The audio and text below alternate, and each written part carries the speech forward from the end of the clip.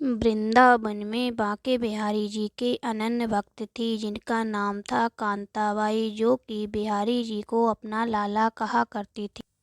उन्हें लाड़ प्यार भी किया करती थी। एक दिन वो बिहारी जी के दर्शन करने लौट ही रही थी, तो उन्होंने क्या देखा कि लड्डू गोपाल की प्रतिमा बहुत प्यारी है और वो सोचती हैं कि क्यों ना इसे ले लूं, और उन्होंने प्रतिमा को ले भी लिया और उस प्रतिमा को घर ले गई। कांताबाई को एक बेटी थी, जिसके पास के ही गांव में शादी हो चुकी थी। कांताबाई घर में अकेली रहा करती थी, लेकिन अब तो दो लोग हो गए थे, एक लड्डू गोपाल और कांताबाई। लड्डू गोपाल को बड़े से प्यार से रखा करती थी और दिन रात उनकी सेवा किया करती थी।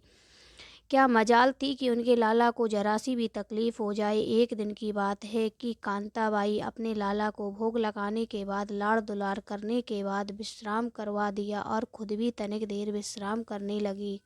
तभी उसे जोर से हिचकियां आने लगीं और वो इतनी बेचैन हो गई कि उन्हें खुद भी सूझ नहीं रहा था, और दौड़कर लड्डू गोपाल के पास पहुंच गई और लाला से पूछा कि तुमने मुझे याद कर रहे हो क्या बात है। लाला बोलो, मेरा लाला डर गया है, गलती हो गई, मैंने अकेले कमरे में छोड़ दिया है, अब चलो साथ में बैठते हैं और राधे राधे भजते हैं। ठीक ऐसे ही बातें करने लगी, तब अचानक कांताबाई की बेटी उसके घर आ गई, जिसका विवाह पास के ही गांव में हो गया था। तभी कांताबाई की हिचकियां रुक गईं और अच्छा महसूस करने लगी। उसने अपनी बेटी की को सारा किस्सा सुनाया और हिचकियों की सारी बात बताई और वो कैसे हिचकियों में बेचैन हो गई। बेटी ने सारा श्रेय अपने ऊपर ले लिया कि माँ, मैं तुम्हें सच्चे दिल से याद कर रही थी, उसी के कारण तुम्हें हिचकियाँ आ रही थी। अब देखो माँ, मैं आ गई हूँ तो तुम्हारी हिचकियाँ भी बंद हो गई हैं। कांताबाई ध्यान से उन बातों को सुनती रही और सोचने लगी कि ऐसा भी भला होता है कि तब बेटी ने कहा, हाँ माँ, ऐसा भी होता है, जब हम किसी को अपने सच्चे दिल से याद करते हैं तो हिचकियाँ आने लगती हैं। तब कांताबाई ने कहा कि मैं तो अपने लाला को हर पल याद रखती हूँ, यानी कि लाला को भी हिचकियाँ आती होंगी।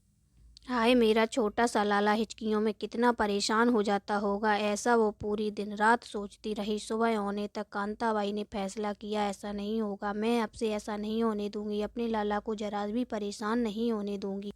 और उसी दिन से अपने लाला को याद करना छोड़ दिया और उन्हें अपनी बेटी को दे दिया सेवा करने के लिए। लेकिन कांताबाई ने एक पल के लिए भी अपने लाला को याद नहीं किया और ऐसा करते करते हफ्ते बीत गए। लेकिन एक दिन ऐसा लगता याद आएगी, लाला की याद आएगी, तो उस दिन उसी बिहारी जी के मंदिर में चली जाती थी, लेकिन याद नहीं करती थी। और फिर एक दिन जब कांताबाई सो रही थी तो साक्षात ठाकुर जी बांके बिहारी कांताबाई के सपने में आते हैं और कांताबाई के पैर पकड़कर मैया ओ मैया, पैक पकड़कर मैया ओ मैया ऐसा पुकारते हुए खुशी के आंसू रोने लगते हैं। कांताबाई फौरन जाग जाती है और उठकर राधे राधे कहते हुए रोने लगती है और कहती है कि लाला मेरे प्रभु, आप उनको भी नहीं मिल पाते हो जो समाधि लगाकर निरंतर आपका ध्यान करते रहते हैं। फिर मैं पापिन जिसने आपको याद भी करना छोड़ दिया है, आप उसे दर्शन देने कैसे आ गए, मैं समझ नहीं पाई। तब बिहारी जी ने मुस्कुराकर कहा, हे माँ, आप बहुत भूली हो कि कोई मुझे याद करता है तो उसके पीछे किसी वस्तु का स्वार्थ छिपा होता है, या फिर कोई साधु मुझे याद करता है तो उसके पीछे मुक्ति या भक्ति पाने का स्वार्थ छुपा होता है। पर लेकिन आप धन्य हो माँ, तुम ऐसी पहली वक्त हो जिसने मुझे ये सोचकर याद करना छोड़ दिया कि कहीं मुझे हिचकियाँ आती होंगी और मुझे तकलीफ़ ना पहुँचे। मैया, मुझे मेरी इतनी परवाह करने के लिए माँ